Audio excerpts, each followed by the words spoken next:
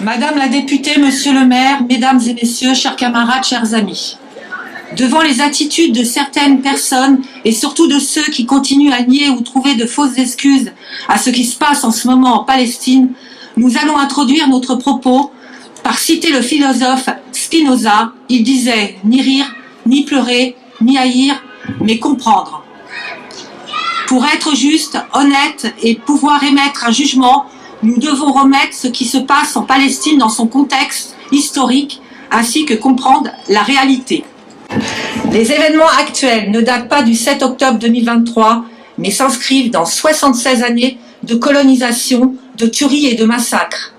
Permettez-nous de vous rappeler quelques événements marquants. Massacre de Der Yassin, le 9 avril 1948.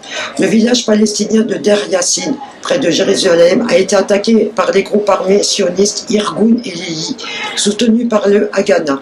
Plus de 100 villageois palestiniens, principalement des civils, dont des femmes et des enfants, ont été tués.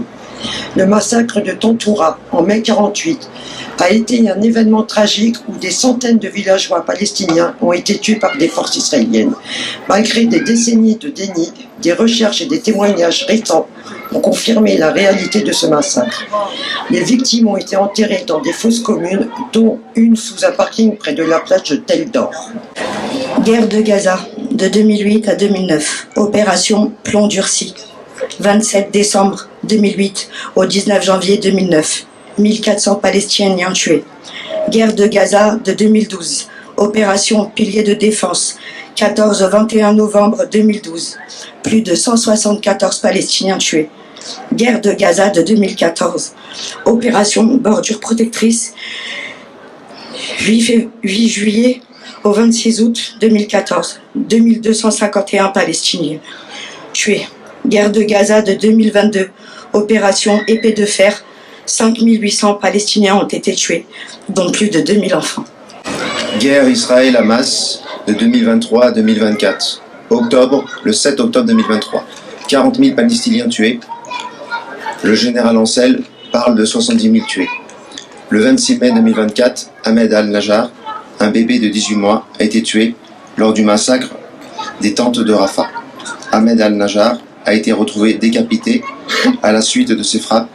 Il a été décapité et enterré sans tête. Depuis le 7 octobre 2023, on nous parle de la guerre d'Israël-Hamas en Cisjordanie, qui est sous l'autorité palestinienne de Mahmoud Abbas et donc pas du Hamas.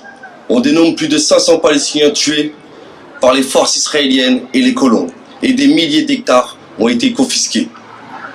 Après 244 jours de génocide, il est temps de laisser notre humanité parler et condamner l'attitude du gouvernement israélien et de son armée la plus morale au monde. Exigeons immédiatement le cessez-le-feu et la reconnaissance de l'État palestinien. Merci d'avoir écouté et d'être présent.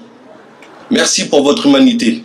Il faut être humain pour comprendre cette situation tragique, sans rire, ni pleurer, ni haine, mais en condamnant tous les crimes commis. Vive la Palestine!